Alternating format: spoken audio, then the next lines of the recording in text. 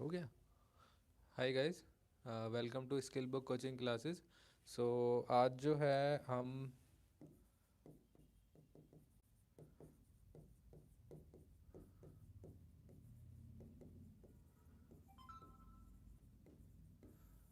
जैसा कि आज को आपको पता है कि हम डेली जो है करंट अफेयर एनालिसिस करते हैं। ठीक है, जो स्टेट लेवल के एग्ज़ाम होते हैं उनसे रिलेटेड जो इंपॉर्टेंट करंट अफेयर होते हैं, ठीक है, उनके बारे में हम रोज़ डेली डिस्कस करते हैं। ठीक है, तो हम जो है ये जो डेली करंट अफेयर एनालिसिस है ये इस channel skill book coaching classes पे डेली लेते हैं, कंडक्ट करी जाती है क्लासेस। देखो जी, ये जो चैनल है स्किल बुक, ये बेसिकली जो है आईटीआई लेवल के बच्चों के लिए है। उनकी जो जैसे उनकी सब्जेक्ट की जो पढ़ाई है, उनकी जो ट्रेड की पढ़ाई है, ठीक है, उससे रिलेटेड ये चैनल बनाया गया है स्किल बुक। ठीक है, और ऐसे जो आईटीआई के बच्चे हैं जो गवर्नमेंट जॉब के लिए प्रिपेयर करना चाहते हैं, गवर्नमेंट एग्ज़ाम्स के लिए प्रिपेयर करना चाहते हैं, और ऐसे उनके फ्रेंड्स जो गवर्नमेंट जॉब के लिए प्रिपेयर करना चाहते हैं, तो आप लोगों से रिक्वेस्ट है कि आप जो है एक और चैनल हमारा सब्सक्राइब कीजिए। चैनल में जाइएगा, ठीक है,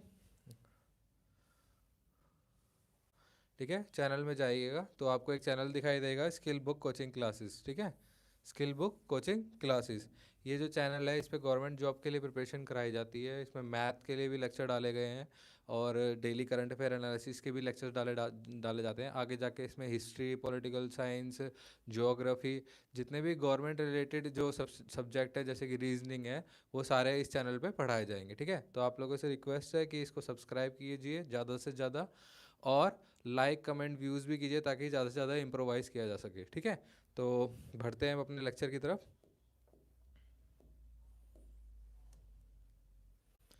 ओके,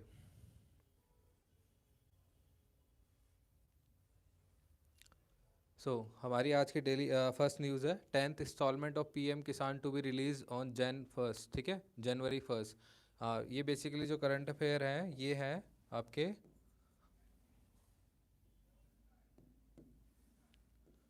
30 दिसंबर 2021 के। ठीक है, चलो बढ़ते हैं आगे। तो दोबारा रिपीट करते हैं एक बार, 10th installment of PM Kisan to be release on Jan 1st। ठीक है, देखिए प्राइम मिनिस्टर ऑफिस से अभी भी हाल फिलहाल में एक अनाउंसमेंट हुई है कि जो 10th इंस्टॉलमेंट है, ठीक है, 10th इंस्टॉलमेंट है किसकी, पीएम किसान जो स्कीम है उसकी जो है वो स्कीम जो है वो रिलीज़ करी जाएगी। कब रिलीज़ करी जाएगी? 1 जनवरी 2022 को। ठीक है, और इसमें क्या है कि जो आपके 200 करोड़ 20,000 करोड़ का जो अमाउंट है, ठीक है, मोर देन 20,000 करोड़ का जो अमाउंट है वो 10 करोड़ बेनिफिशरीज फार्मर फैमिलीज़ को ट्रांसफ़र किया जाएगा। ठीक है, तो समझते हैं पीएम किसान स्कीम है क्या एक्चुअल में। ठीक है, देखो पीएम किसान स्कीम जो है बेसिकली जो है पूरी सेंट्रली फंडेड स्कीम है। ठीक है, इसमें क्या होता है कि जैसे सपोज़ करो आप फार्मर फैमिली से बिलोंग करते हो। ठीक है, आपके पास कोई लैंड है, ठीक है, फार्मिंग के लिए।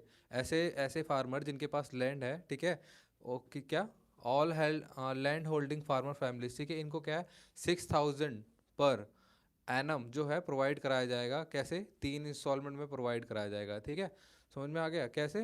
3 इंस्टॉलमेंट में जो है आपको प्रोवाइड कराया जाएगा support of 6,000 per year in 3 equal instalment. ठीक है, और ये लॉन्च कब हुई थी? ये लॉन्च हुई थी 1 दिसंबर 2018, सॉरी 1 दिसंबर 2018 को ये क्या हुई थी, लॉन्च करी गई थी। ठीक है, इसमें जो है फैमिली की जो डेफिनेशन है उसमें ये है कि हस्बैंड भी हो सकता है, ठीक है, फैमिली भी हो सकती है, और जो बच्चे हैं उनके वो भी। ठीक है, बेसिकली जो हस्बैंड है वो भी इसमें पार्टिसिपेट कर सकता है, और जो वाइफ है वो भी इसमें पार्टिसिपेट कर सकती है। उसके बाद क्या है, इसमें स्टेट गवर्नमेंट और यूटी गवर्नमेंट जो है वो एक तरीके का डाटा प्रिपेयर करेगी। वो डाटा किस लिए प्रिपेयर करेगी कि जो लोग हैं, जो फार्मर हैं, जो इस स्कीम के लिए एलिजिबल हैं, ठीक है, ठीक है, और जिनको इस स्कीम की सबसे ज़्यादा ज़रूरत है, ऐसे लोगों का एक डाटा प्रिपेयर करा जाएगा जो कि जिन्हें इस स्कीम में इनरोल किया जाएगा। ठीक है, उसके बाद क्या है कि जो फंड जो है वो आपका डायरेक्टली जो है गवर्नमेंट अकाउंट से, जैसे कि सपोज करो आपने किसी अमाउंट, सपोज करो मेरा जो है कैनरा बैंक में अकाउंट है, ठीक है, तो मैंने कैनरा बैंक से चाहा कि मेरे को कैनरा बैंक से ही, मतलब अपने बैंक अकाउंट से ही, कैनरा बैंक अकाउंट से ही मेरे को डायरेक्ट जो है उसमें पेमेंट करनी है स्कीम में। ठीक है, और ये मैं चाहता हूँ कि जो सरकार की तरफ से जो पैसा मुझे मिलना है, ठीक है, वो भी मेरा कैनरा बैंक में ही आए, कैनरा बैंक के अकाउंट में है। तो ये भी इसमें पॉसिबल है। ठीक है, ऐसा नहीं है कि अलग अलग बैंक अकाउंट इसमें इसमें ज़रूरत होगी। ठीक है, तो कुछ और फीचर्स पढ़ते हैं इस स्कीम के बारे में। देखिए, बेसिकली ये जो स्कीम है ये प्रोवाइड ये किस लिए स्टार्ट करी गई है, ताकि जो सोशल सिक्योरिटी प्रोवाइड कराई जा सके लोगों को, ठीक है। जैसे कि आपको पता है कि जो बूढ़े किसान है, ठीक है, जो ऐसे किसान है जो बूढ़े होने के बाद उनके पास कोई लाइवलीहुड का कोई जरिया नहीं होता, कमाने का कोई जरिया नहीं होता, तो ऐसे लोगों को एक तरीके की पेंशन प्रोवाइड करना, ठीक है, 60 साल की एज के बाद, ताकि वो लोग जो है खुशहाल ज़िंदगी जी सके, ठीक है। तो इसलिए ये इस तरह की सोशल सिक्योरिटी स्कीम स्टार्ट करी गई है, ठीक है। इसमें ऐसा मैंने पहले बता दिया कि जिनकी कोई सेविंग नहीं है, जिनके पास कोई कमाने का जरिया नहीं है, ठीक है, ऐसे लोगों, ऐसे फार्मर्स की हेल्प के लिए ये स्कीम चालू करी गई है, ठीक है। इसके बाद इसमें जो है 3,000 की फिक्स पेंशन भी प्रोवाइड कराई जाएगी। 3,000 की फिक्स पेंशन प्रोवाइड कराई जाएगी, कैसे? पर मंथ के लिए, ठीक है। किसको? To all eligible small and marginal farmers, ठीक है। उसके बाद क्या है, ये वॉलंटरी है, ठीक है, इसमें ऐसा कोई कंपल्शन नहीं है कि आपको इनरोल करना ही करना है, ठीक है। ये स्वेच्छा से है, ठीक है। आप इसमें चाहते हैं कि आप अपनी खुशहाल ज़िंदगी चाहते हैं एक बुढ़ापे के बाद, एक काम रिटायरमेंट के बाद, ठीक है। ऐसे जो किसान जो रिटायरमेंट के बाद खुशहाल ज़िंदगी जीना चाहते हैं, ठीक है, चाहते हैं कि भाई एक तरीके के इनको सोशल सिक्योरिटी प्रोवाइड करी जाए हो, ठीक है। तो उस तरह की स्कीम जो है, उस तरह की जो स्कीम ये है, ठीक है।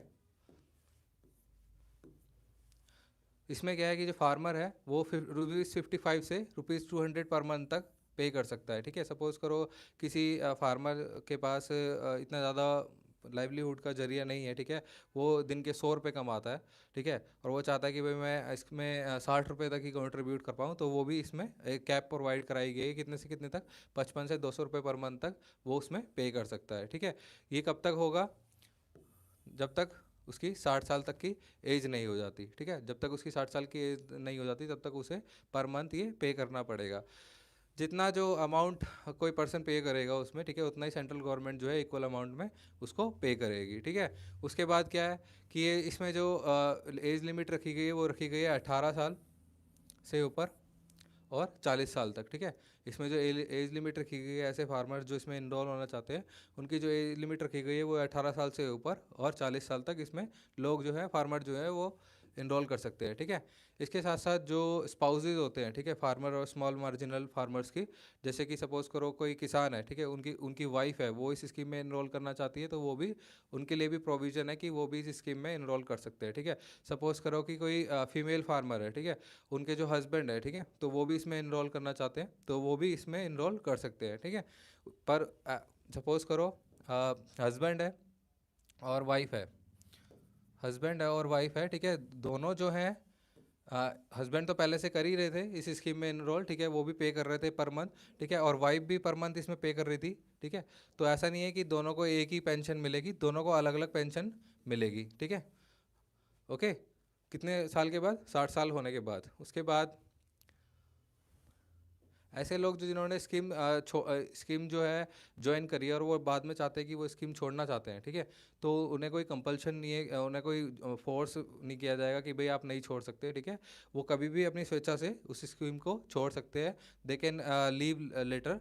और जो पेंशन फंड जो है, ठीक है, जितना भी आपका पेंशन फंड है जो कि LIC के द्वारा भेजा जाएगा, ठीक है, जितना उन्होंने अभी तक पे किया है, सपोज़ करो मैंने 19 साल में इसको इनरोल किया था, इस स्कीम में मैंने 19 साल में इनरोल किया, और 19 साल में इनरोल करने के बाद मैंने इसमें 30 साल तक पैसा दिया इस स्कीम में, ठीक है। तो जितना मैंने पैसा दिया है, जितना मैंने पैसा दिया, और 30 साल के बाद मुझे लगा कि भाई मेरे को इस स्कीम को छोड़ देना चाहिए, मुझे कोई बेनिफिट नहीं मिल रहा, या फिर मैं इसको आगे मतलब आगे पे नहीं कर पाऊँगा, या कुछ भी ऐसी सिचुएशन आती है, तो मैं चाहता हूँ कि इसको छोड़ना है। तो जितना पैसा मैंने 19 साल से लेकर 30 साल तक की उम्र तक दिया है, जितना मैंने पैसा पे किया है, वो पैसा मुझे विद इंटरेस्ट जो है वापस पे कर दिया जाएगा, किसके द्वारा? पेंशन फंड के द्वारा, जो कि कौन करेगा? LIC, ठीक है, वो अभी हम आगे बताएंगे, ठीक है। सपोज करो कि किसी फार्मर की जो है अनफॉर्चुनेट डेथ हो जाती है, आकस्मिक मृत्यु हो जाती है, कब? बिफोर रिटायरमेंट डेट, ठीक है। बिफोर रिटायरमेंट डेट, अगर रिटायरमेंट की डेट से पहले अगर किसी फार्मर की मृत्यु हो जाती है, आकस्मिक मृत्यु हो जाती है, तो जो उनकी स्पाउस है, ठीक है, उनकी जो स्पाउस है, उन वो चाहती हैं कि मैं इस स्कीम में कंटिन्यू करना चाहता हूँ, तो करना चाहती हूँ, तो वो इसमें कंटिन्यू कर सकते हैं, ठीक है। उन्हें कोई ऐसा वो नहीं है कि भाई आप इसमें कंटिन्यू नहीं कर पाएंगे, ठीक है। तो उनकी स्पाउस भी क्या है, इसमें कंटिन्यू कर सकती हैं। The spouse may continue in the scheme by paying the remaining contribution till the remaining age of the deceased farmer, ठीक है। जितना उनका रिटायरमेंट की एज बची हुई थी उतनी एज तक वो पैसे जो है अपनी साइड से कंट्रीब्यूट कर सकती है इस स्कीम में, ठीक है, कोई दिक्कत नहीं आएगी। उसके बाद सपोज करो फार्मर की जो डेथ है वो रिटायरमेंट डेट से पहले हो जाती है, और जो स्पाउस है वो चाहती है कि मैं इस स्कीम में कंटिन्यू नहीं करना चाहती, मैं इस स्कीम में कंटिन्यू नहीं करना चाहती, तो जितना पैसा उनके हस्बैंड ने इसमें स्कीम में भरा था, ठीक है, वो पैसा उन्हें विद इंटरेस्ट जो है वापस मिल जाएगा, ठीक है, with interest will be paid to the spouse, ठीक है। उसके बाद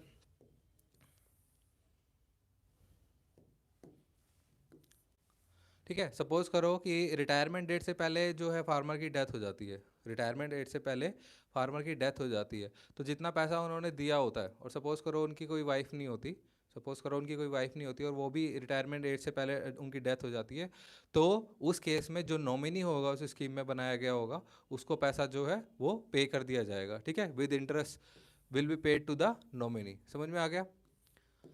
ओके, सपोज करो कि जो फार्मर है उसने रिटायरमेंट एज तक पैसा भरा, ठीक है, और रिटायरमेंट के बाद उनकी डेथ हो गई, ठीक है, उन्होंने सारा पैसा भी भर दिया और रिटायरमेंट के बाद जो है उनकी डेथ भी हो गई, तो उस केस में क्या है, 1500 जो 50% है जितना उन्होंने अमाउंट मिलना है, सपोज करो 3000 मिलना था, ठीक है, तो 3000 का जो हाफ है 50% जो है वो उनकी स्पाउस को पे किया जाएगा। The spouse will receive 50% of the pension, that is ₹1500 per month as per family pension, ठीक है। उसके बाद सपोज करो जो फार्मर जो है वो बेनिफिशियरी हैं पीएम किसान स्कीम के, ठीक है, उन्होंने, मैंने ये पहले भी बता दिया कि जैसे सपोज करो कि मेरा कैनरा बैंक में अकाउंट है, तो मैं चाहता हूँ कि उसी बैंक में से मैं पेमेंट करूँ इस स्कीम में, और उसी बैंक में जो है सरकार मुझे पैसा दे, ठीक है, तो ये भी इसमें पॉसिबल है। ओके, उसके बाद कि जो एलिजिबल फार्मर है जो चाहते हैं कि इसको ज्वाइन करना है, ठीक है, वो कॉमन सर्विस सेंटर पे जाके आधार कार्ड के साथ इसमें रजिस्टर करा सकते हैं। किस किस के साथ? आधार नंबर के साथ होना चाहिए, और साथ साथ या तो बैंक की पासबुक हो या फिर अकाउंट डिटेल हो, ठीक है। ओके, उसके बाद नेक्स्ट, किसी भी तरह की अल्टरनेटिव जो फैसिलिटी होती है उसके लिए जो नोडल ऑफिसर्स हैं वो जिम्मेदार होंगे, ठीक है, इनरोलमेंट के लिए। और उसके बाद जो इनरोलमेंट है वो इसमें फ्री ऑफ कॉस्ट होगा, किसी भी तरह का कोई चार्ज नहीं लिया जाएगा, ठीक है। तो ये था आपका पीएम किसान स्कीम के बारे में, जो कब लॉन्च हुई थी, 1 दिसंबर 2018 को। ओके, गुड गवर्नेंस इंडेक्स, जैसे कि आप लोगों को पता है कि good sorry good governance day कब सेलिब्रेट करा जाता है?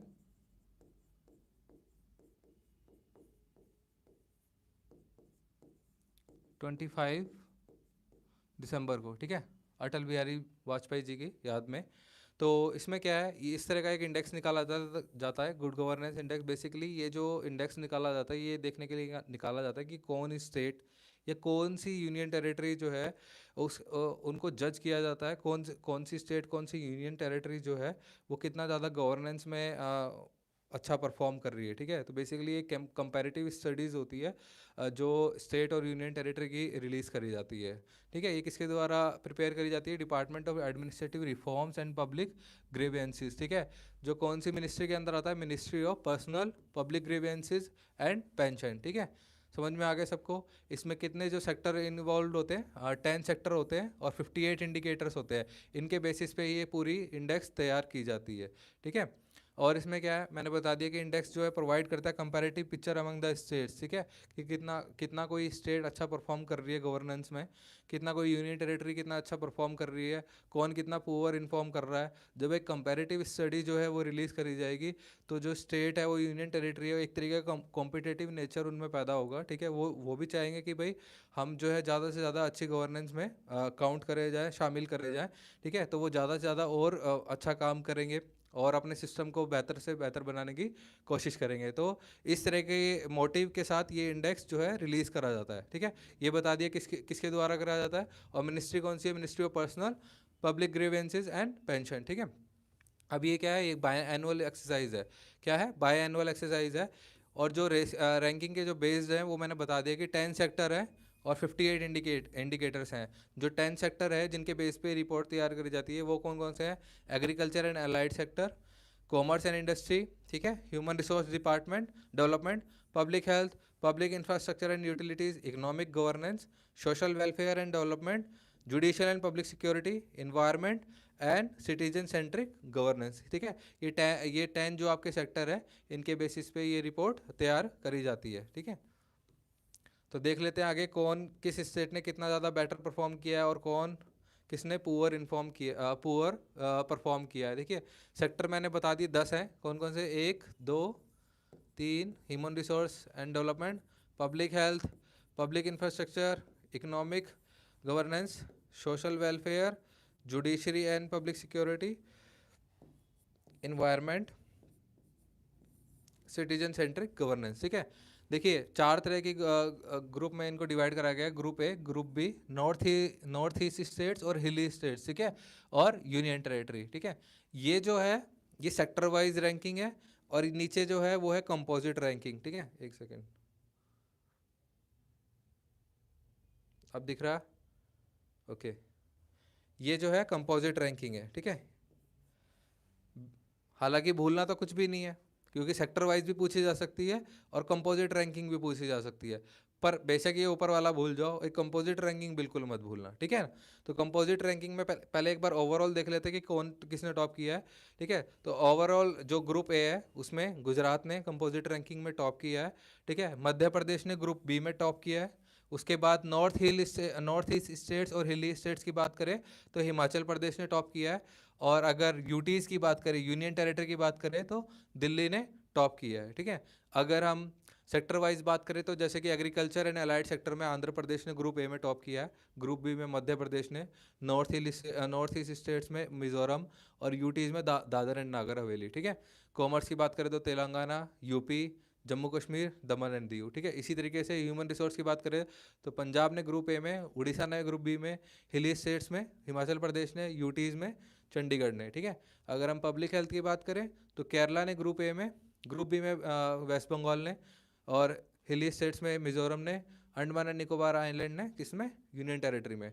पब्लिक इंफ्रास्ट्रक्चर की बात करें तो गोवा ने ग्रुप ए में, ग्रुप बी में बिहार, ग्रुप सी में मतलब सॉरी नॉर्थ ईस्ट स्टेट्स और हिली स्टेट्स में हिमाचल प्रदेश, अंडमान एंड निकोबार आइलैंड जो है उसमें यूटी में टॉप किया। ठीक है, इकोनॉमिक गवर्नेंस की बात करें तो गुजरात ने group A, Orissa group B, North East Tripura, ठीक है, यूनियन टेरिटरी में दिल्ली। उसके बाद अगर सोशल वेलफेयर एंड डेवलपमेंट की बात करें तो Telangana group A, group B Chhattisgarh, North East में सिक्किम, और यूटी में Dadar and Nagar Haveli. Judicial and public security की बात करें तो तमिलनाडु ने ग्रुप ए में, ग्रुप बी में राजस्थान ने, नागालैंड ने नॉर्थ ईस्ट स्टेट्स में, और चंडीगढ़ ने किसमें, यूटी में। ठीक है, उसके बाद आपका इन्वायरमेंट में केरला ने, ठीक है, Rajasthan group B, North East state Manipur, UT, Daman and Diu. ठीक है, सिटीजन सेंट्रिक गवर्नेंस की बात करें तो हरियाणा ने किसमें, आपका ग्रुप ए में, ग्रुप बी में राजस्थान, यूटी में sorry north East states and हिली स्टेट्स में उत्तराखंड, और यूटी में आपका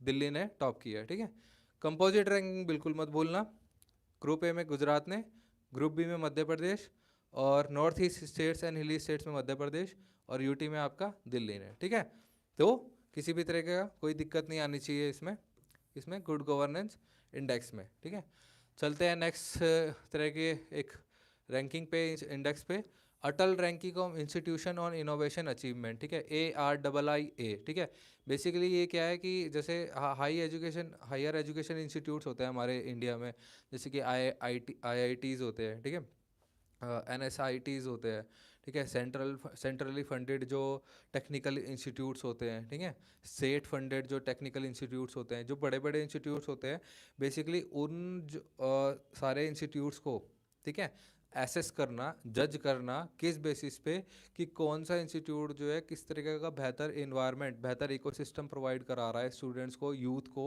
ताकि वो इनोवेटर्स बनने में ज़्यादा से ज़्यादा इनोवेटर्स बनने के लिए ज़्यादा से ज़्यादा मोटिवेट हो। सपोज़ करो कि देखो आजकल अभी तक हमारा एजुकेशन सिस्टम किस तरीके से चल रहा था कि ज़्यादातर जो है रट्टाफिकेशन पे ज़्यादा ध्यान दिया जाता है। ठीक है, कुछ नया सीखने में, अगर कोई बच्चा नया सीखने जाता है, ठीक है, मेन स्ट्रीम से हट के कुछ एक नया करना चाहता है, तो एक तरीके से उसको क्रिटिसिज्म काफ़ी ज़्यादा फेस करना पड़ता है। ठीक है, उस तरीके का उसको इकोसिस्टम प्रोवाइड नहीं करा जाता कि भाई आप कुछ नया कर रहे हो तो करो, ठीक है, हम आपको मोटिवेट करते हैं, आपकी हेल्प करेंगे, ठीक है, आपको हर तरीके की सपोर्ट प्रोवाइड करेंगे, ताकि जो है आप देश का नाम भी रोशन करो, कुछ अच्छा करोगे, कुछ नया करोगे तो। ठीक है, तो बेसिकली ये जो रैंकिंग दी जाती है ये इन्हीं हायर एजुकेशन इंस्टीट्यूट्स के लिए है, ठीक है, जिन्हें ये देखा जाता है कि कौन कॉलेज कौन इंस्टीट्यूट जो है वो एक बेहतर इकोसिस्टम प्रोवाइड करा रहा है, ठीक है।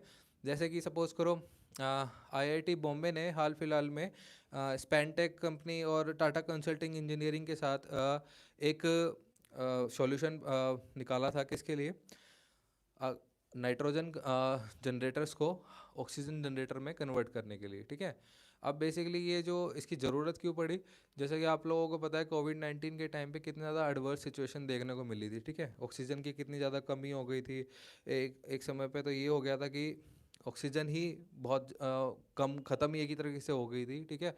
मिल ही नहीं रही थी, हॉस्पिटल जो थे उनमें ऑक्सीजन नहीं थी, कई पेशेंट्स मर गए इस प्रॉब्लम की वजह से, ठीक है। तो काफ़ी ज़्यादा दुखद सिचुएशन थी, ठीक है। तो इस सिचुएशन को टैकल करने के लिए क्या किया गया कि नाइट्रोजन जनरेटर्स को ऑक्सीजन जनरेटर में कन्वर्ट करने के लिए एक सॉल्यूशन प्रोवाइड किया गया, ठीक है। तो ये भी एक तरीके का इनोवेशन है, ठीक है।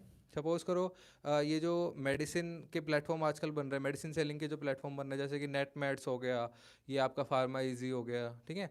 ये भी एक तरीके के इनोवेशन में काम आते हैं, ठीक है।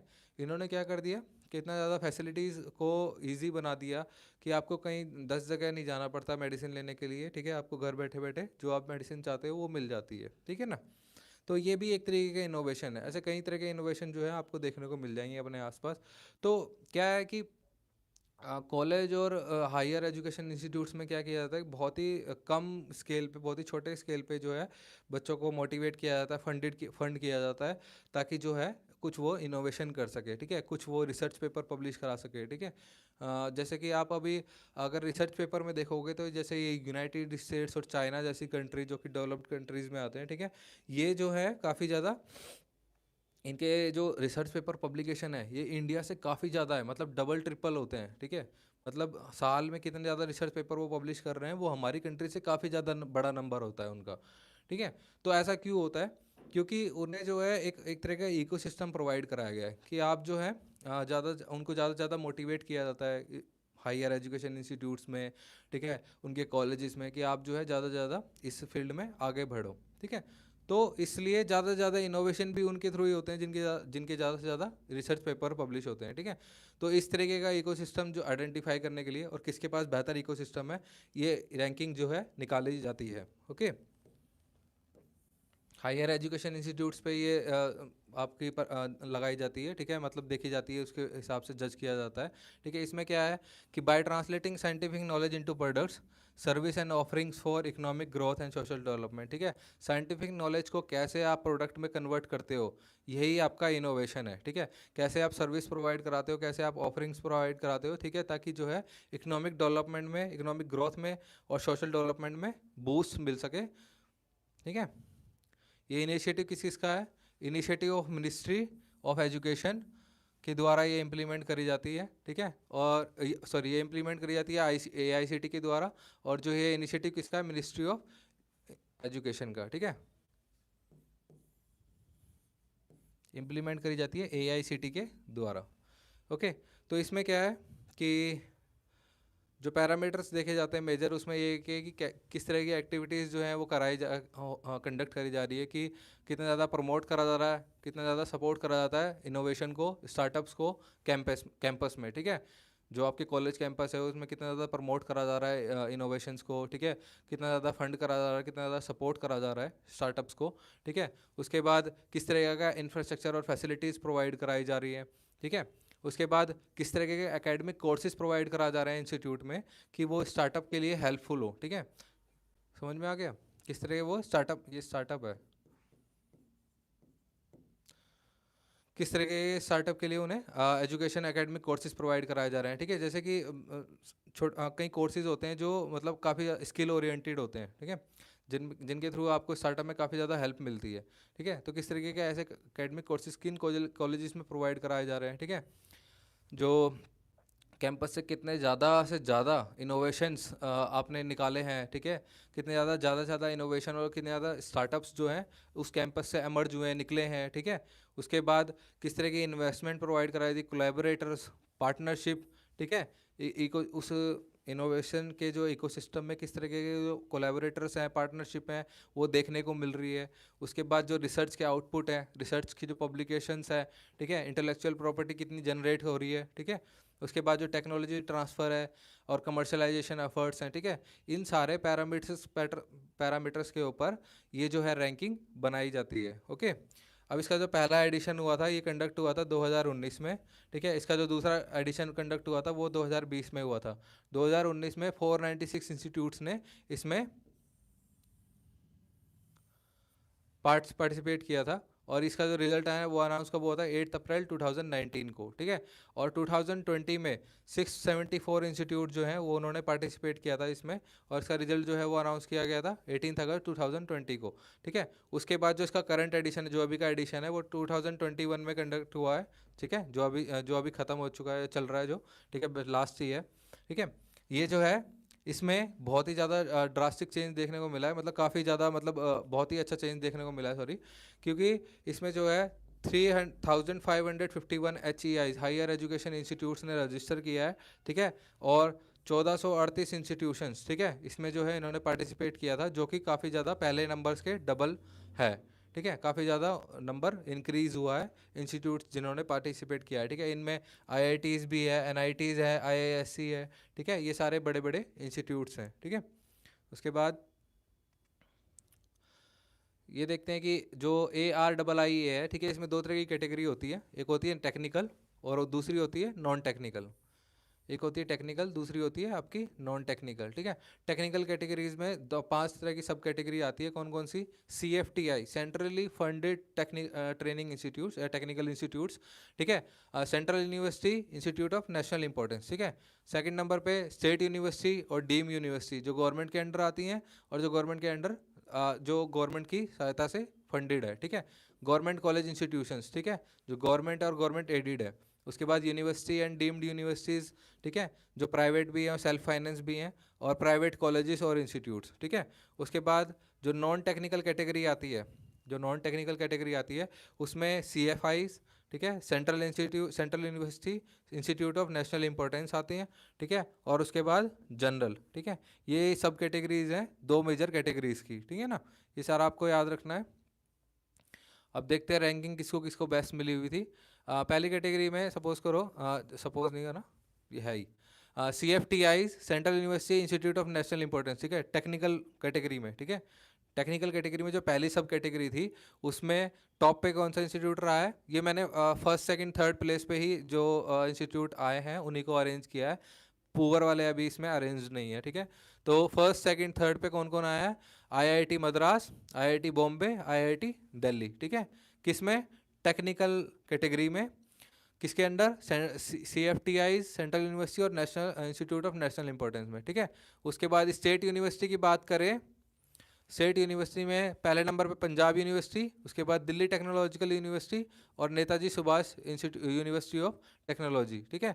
उसके बाद अगर थर्ड गवर्नमेंट कॉलेजेस और इंस्टीट्यूशंस की बात करें तो उसमें कॉलेज ऑफ इंजीनियरिंग पुणे, ठीक है, PSG कॉलेज ऑफ टेक्नोलॉजी जो कि तमिलनाडु में है, LD कॉलेज ऑफ इंजीनियरिंग जो कि गुजरात में है, इन्होंने फर्स्ट सेकंड थर्ड रैंकिंग जो है वो हासिल करी है। उसके बाद फोर्थ नंबर पे यूनिवर्सिटी एंड डीम्ड यूनिवर्सिटीज़ में, जो कि सेल्फ फाइनेंस और प्राइवेट है, टेक्निकल कैटेगरीज में, इसमें Kalinga institute of industrial technology, ठीक है, चितकारा यूनिवर्सिटी और लवली प्रोफेशनल यूनिवर्सिटी, ठीक है। ये इन्होंने फर्स्ट सेकंड थर्ड रैंकिंग जो है अक्वायर करी है। उसके बाद आपके प्राइवेट कॉलेजेस की बात करें तो इसमें GH Raisoni college of engineering, RM के इंजीनियरिंग कॉलेज और काइट ग्रुप ऑफ इंस्टीट्यूशन, ठीक है, जो कि यूपी में है, इन्होंने टॉप किया है। उसके बाद अगर नॉन टेक्निकल कैटेगरी की बात करें, ये नॉन टेक्निकल कैटेगरी आ गई है, ठीक है। इसमें जो है पहली सब कैटेगरी थी उसमें इग्नू जो कि दिल्ली से है, ठीक है, और इंडियन इंस्टीट्यूट ऑफ मैनेजमेंट जो कि केरला में है, ठीक है, इन्होंने फर्स्ट और सेकंड रैंकिंग जो है वो हासिल करी है। उसके बाद अगर जनरल सब कैटेगरी की बात करें नॉन टेक्निकल की ही, ठीक है, इसमें पहली रैंक पे आपका है entrepreneurship development institute of India जो कि गुजरात में है, और श्री नारायण कॉलेज जो कि केरला में है, और महात्मा गांधी यूनिवर्सिटी जो कि केरला में है, ठीक है। इन्होंने फर्स्ट सेकंड थर्ड रैंकिंग जो है वो एक्वायर करी है, हासिल करी है, ठीक है। तो बढ़ते हैं आगे नेक्स्ट न्यूज़ पे। Express journalist win 2 award Siddiqui honour, ठीक है। देखिए इंडियन एक्सप्रेस के दो जर्नलिस्ट को अभी हाल फिलहाल में अवार्ड मिला है कि इसमें red link award for excellence in journalism, ठीक है। ये 10th एडिशन है अवार्ड्स का, 10th एडिशन है अवार्ड्स का, जिसके जो किसके द्वारा होस्टेड किया गया है, मुंबई प्रेस क्लब, ठीक है। मुंबई प्रेस क्लब के द्वारा ये होस्ट किया गया है, ठीक है। कौन सा एडिशन है? 10th एडिशन है। अवार्ड का नाम red ink awards for excellence in journalism, ठीक है। बेसिकली अवार्ड जो हैं ये जर्नलिज्म में जो अच्छा काम करते हैं उनको दिए जाते हैं, ठीक है। सिद्दीकी, जिनका आपको पता होगा, काफ़ी ज़्यादा न्यूज़ में रहे थे जब अफगानिस्तान ने टेक ओवर की सॉरी तालिबान ने टेक ओवर किया था अफगानिस्तान में, ठीक है। तो उस टाइम इनकी डेथ हो गई थी। तो इनको जो है लाइफ टाइम अचीवमेंट अवार्ड मिला है, ठीक है। लाइफ टाइम अचीवमेंट अवार्ड मिला है। ये किससे बिलोंग करते थे? रूटर्स से। रूटर्स जो न्यूज़ एजेंसी है, ठीक है, उससे ये बिलोंग करते थे। कौन? फोटो जर्नलिस्ट दानिश सिद्दीकी, ठीक है। और एक और पर्सन को ये अवार्ड मिला है लाइफ टाइम अचीवमेंट का, ये मिला है सीनियर जर्नलिस्ट प्रेम शंकर झा को, ठीक है। प्रेम शंकर झा को मिला है, ठीक है। उसके बाद मिहार वासोवड़ा, ठीक है, असिस्टेंट एडिटर, जो कि किसके हैं? इंडियन एक्सप्रेस के, ठीक है। ध्यान रखिए इंडियन एक्सप्रेस के हैं। और किस कैटेगरी के लिए अवार्ड मिला है? स्पोर्ट्स कैटेगरी के लिए अवार्ड मिला है। किस कैटेगरी के लिए? स्पोर्ट्स कैटेगरी के लिए अवार्ड मिला किसको? मिहिर वासोवड़ा को, ठीक है। इसमें क्या है, इन्होंने जो स्पोर्ट्स अथॉरिटी ऑफ इंडिया है, ठीक है, उसका जो 10 साल का जो रिकॉर्ड है वो पेश किया था, ठीक है। रिपोर्ट, उस पर रिपोर्ट बनाई थी। उसमें रिपोर्ट ये बनाई थी कि जैसे 45 कंप्लेंट्स जो उसमें आई थी सेक्सुअल हैरेसमेंट की, ठीक है, जिनमें से 29 जो थी वो कोचेस के अगेंस्ट थी, ठीक है। जो कोच जो हैं फीमेल प्लेयर्स को सेक्सुअली हैरेस करते थे, सेक्सुअली मतलब उन्हें एक्सप्लॉइट करते थे, ठीक है। तो ऐसे कोचेस के बारे में, ऐसे प्लेयर्स के बारे में ये पूरी सेक्सुअल हैरेसमेंट के अगेंस्ट जो रिपोर्ट थी, ठीक है, ये जो है इन्होंने इस पर काम किया हुआ था, ठीक है। अभिषेक अंगद, ठीक है, अभिषेक अंगद जो कि सीनियर कॉरेस्पॉन्डेंट है, ठीक है। इनको किसके लिए किस कैटेगरी में अवार्ड मिला है? इनको पॉलिटिक्स कैटेगरी में अवार्ड मिला है। किसमें? पॉलिटिक्स कैटेगरी में अवार्ड मिला है। इन्होंने किस पे काम किया था? Direct benefit transfer is direct siphoning of school scholarship, ठीक है। देखो क्या होता है कि जैसे कि SC STs, minorities, tribal areas में रहने वाले जो लोग हैं, ठीक है, इनमें इनको स्कूल और कॉलेजेस में स्कॉलरशिप प्रोवाइड करा जाती है अलग अलग स्कीम्स के तहत, ठीक है। तो इनमें क्या होता है कि जो पैसा है वो डायरेक्ट आपके बैंक अकाउंट में आता है, ठीक है। बच्चे के बैंक अकाउंट में जो है वो पैसा ट्रांसफ़र कर दिया जाता है स्कॉलरशिप का, ठीक है। अब इसमें क्या है, एक तरीके का नेक्सस जनरेट हो गया, ठीक है। एक तरीके का नेक्सस जनरेट हुआ। उस नेक्सस में कौन कौन इन्वॉल्व थे? जो बैंक के जो कर्मचारी है वो इन्वॉल्व थे, ठीक है। जो एम्प्लॉयज़ हैं काम करने वाले, ठीक है, स्कूल के जो एम्प्लॉयज़ हैं, मिडल मैन हैं, गवर्नमेंट एम्प्लॉयज़ हैं, ठीक है, ये जो सारे के सारे इसमें इन्वॉल्व हो जाते थे, ठीक है। इस और वो क्या करते थे? वो किसी ना किसी तरीके से उस पैसे को हड़प लिया करते थे, और या फिर पूरा पैसा नहीं देते थे, ठीक है। बेनिफिशरीज़ को पूरा पैसा नहीं दिया करते थे, ठीक है। तो इस तरह का पूरा नेक्सस जो है इसके ऊपर इन्होंने ये रिपोर्ट बनाई थी, ठीक है, जिसके लिए इन्हें पॉलिटिक्स कैटेगरी के लिए अवार्ड मिला है। किसको? अभिषेक अंगद को, ठीक है। और आपको ये भी पता है कि अभी हाल फिलहाल में रामनाथ गोयनका का अवार्ड्स चल रहे हैं, ठीक है। ये भी जर्नलिज्म से रिलेटेड ही हैं। लास्ट टू लास्ट वीडियो, उससे भी लास्ट वीडियो और उससे भी लास्ट वीडियो में हमने अलग अलग कैटेगरीज में जो है अवार्ड डिस्कस किए थे, ठीक है। अभी भी ऐसे ही कुछ कैटेगरी के लिए अवार्ड मिला है। किनको? निहाल कोशी, ठीक है, निहाल कोशी जो कि इंडियन एक्सप्रेस से हैं। उन्हें स्पोर्ट्स जर्नलिज्म प्रिंट कैटेगरी के लिए अवार्ड मिला है, ठीक है। स्पोर्ट्स जर्नलिज्म प्रिंट कैटेगरी के लिए अवार्ड मिला है। और जैसे कि ऐश्वर्या जैन, सिद्धार्थ, रियांग चौधरी एंड प्रेम सांडलिया, ठीक है, इन्हें ये टीम न्यूज़ एक्स से हैं, ठीक है। इन्हें किस में अवार्ड मिला है? ब्रॉडकास्ट कैटेगरी में अवार्ड मिला है, ठीक है।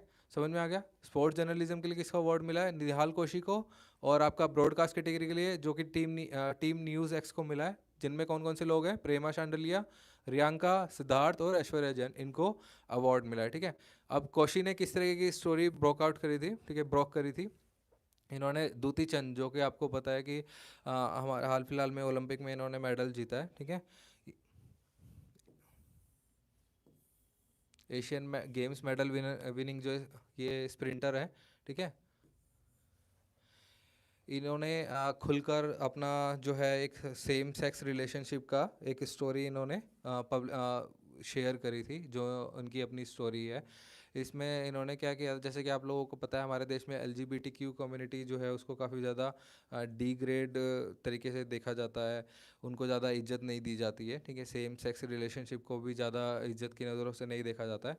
तो इस तरह के जो सोसाइटी में जो ये आडंबर हैं, ठीक है, और इस तरीके के जो ये चला रखे हैं लोगों ने अलग अलग तरीके से कि भाई ये गलत लोग हैं या ऐसा नहीं होना चाहिए, ठीक है।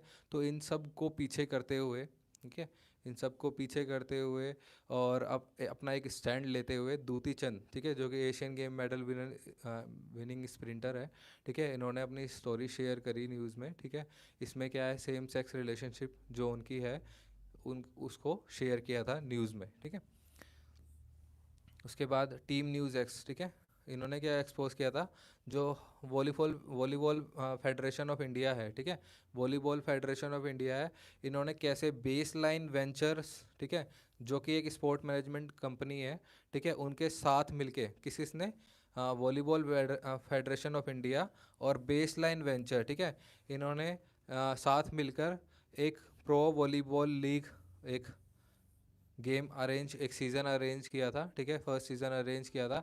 इसमें क्या है कि जो प्लेयर्स हैं उनसे एक कॉन्ट्रैक्ट साइन कराया गया कि अगर आप इसमें प्रो वॉलीबॉल लीग में खेल रहे हैं, ठीक है, तो आप नेशनल टीम में जो है वो पार्टिसिपेट नहीं कर सकते, ठीक है। The players could not play for the national team while playing in the PVL, ठीक है। तो ये जो है अपने आप में एक तरीके का हैरेसमेंट था कि आप PVL में खेल रहे हो तो आप नेशनल टीम में नहीं खेल रहे, ठीक है। तो इसमें क्या है, जो प्लेयर्स की जो परफॉर्मेंस है डोमेस्टिक और स्टेट लेवल पे वो इग्नोर कर दी जाती थी, ठीक है। तो इस तरीके का जो ये जो हरेसमेंट हुआ था, ये इन सब के बारे में इन्होंने रिपोर्ट किया था, ओके। देखिए UAE बेस्ड जो रिटेल मेजर है लुलु ग्रुप, ठीक है, उन्होंने 500 करोड़ का फूड प्रोसेसिंग प्लांट जो है ग्रेटर नोएडा में अनाउंस किया है कि भाई वो वहाँ पे उसको इन्वेस्ट करेंगे, वहाँ पे खोलेंगे, ठीक है। एक सेकंड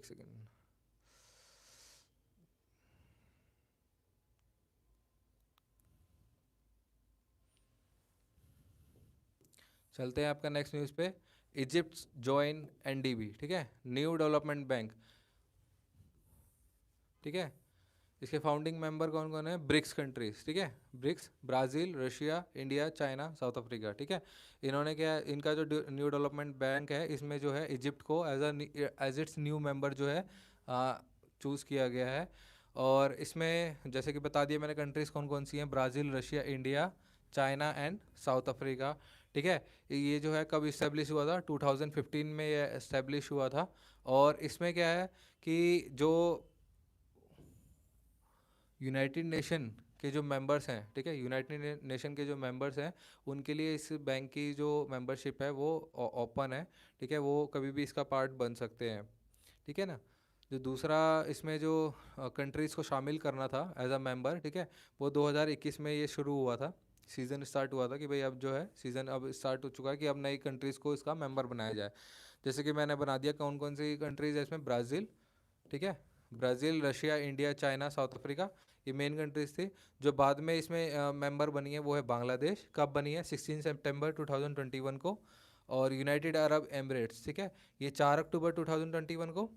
इजिप्ट जो है प्रोस्पेक्टिव मेंबर, और उरुग्वे ये भी प्रोस्पेक्टिव मेंबर। ये प्रोस्पेक्टिव मेंबर क्या है कि बेसिकली ये इन्होंने जो है मेंबरशिप तो एक्सेप्ट कर ली है, पर जो इंस्ट्रूमेंट ऑफ एक्सेशन जो साइन करना होता है, ठीक है, बस वो उन्होंने साइन अभी तक नहीं किया है, ठीक है। हालांकि इन्हें न्यू डेवलपमेंट बैंक ने एज एक्सेप्ट कर लिया है कि आप जो है हमारे न्यू मेंबर हैं। अब जब ये इंस्ट्रूमेंट ऑफ एक्सेशन साइन कर देंगे तो ये ऑफिशियली इसमें आपके ऐड हो जाएंगे एज अ मेंबर, ठीक है। ओके, तो आप short news, Jhansi railway station जो कि यूपी में है उसका नाम बदल के क्या कर दिया गया है, वीरांगना लक्ष्मी बाई रेलवे स्टेशन, ठीक है। उसके बाद मोहम्मद शामी जो है फिफ्थ इंडियन पेसर बन चुके हैं, ठीक है। कपिल देव, श्रीनाथ, जहीर खान, ईशांत शर्मा के बाद जिन्होंने 200 टेस्ट विकेट्स जो है लिए हैं, ठीक है। आर्मी ने नेशनल सिक्योरिटी काउंसिल सेक्रेटेरिएट के साथ मिलके नेशनल सिक्योरिटी काउंसिल सेक्रेटेरिएट के साथ मिलके एक क्वांटम लैब इस्टेब्लिश करिए, कहाँ पे, क्वांटम लैब इस्टेब्लिश करिए कहाँ पे, military college of telecommunication engineering, ठीक है। यहाँ पे क्या है, क्वांटम लैब स्थापित करिए, उसके साथ साथ एक आर्टिफिशियल इंटेलिजेंस भी स्थापित किया है, ताकि इंडिया को ज़्यादा से ज़्यादा इस फील्ड में तरक्की मिले और हम किसी देश से पीछे ना रहे, ठीक है। तो ये आज की न्यूज़ थी, ठीक है। मिलते हैं नेक्स्ट क्लास में। तो जैसा आप लोगों को बताया कि अगर आप गवर्नमेंट जॉब एस्पिरेंट्स हैं तो आप स्किल बुक कोचिंग क्लासेस जो स्पेशली चैनल बनाया है गवर्नमेंट जॉब एस्पिरेंट्स के लिए, उनकी तैयारी के लिए, ठीक है, आप उसे सब्सक्राइब कीजिए ज़्यादा से ज़्यादा, और डेली वीडियोस आती हैं उन्हें देखा कीजिए, और व्यूज़ कमेंट लाइक, ठीक है, ये सब आपको देना है। Okay, thank you.